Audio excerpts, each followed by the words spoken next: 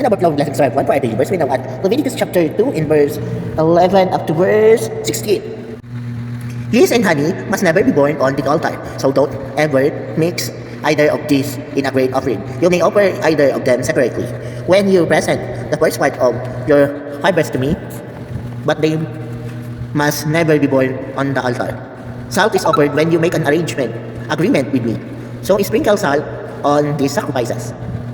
Freshly cut grain, either roasted or coarsely ground, must be used when you offer the first part of your grain harvest. You must mix in some olive oil and put incense on top, because this is a grain sacrifice.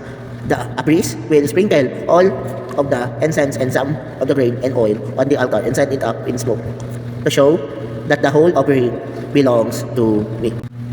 So in this passage, this is about the grain offering. So during the Old Testament, they used to do this.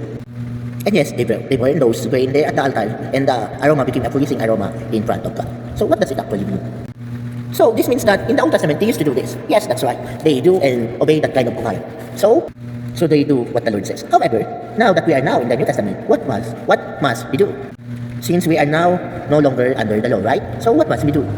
So what we do as a church, in our church, we have a practice called rice offering, wherein you will bring rice to the church as a form of offering, and those rice will be distributed to the poor, or to those in need, or to those who suffer natural calamities. So yes, we no longer practice the grain offering, wherein they burn the grain to there at the altar during the Old Testament. But now, what we practice is the rice offering, and those rice will be distributed to those in need. Okay.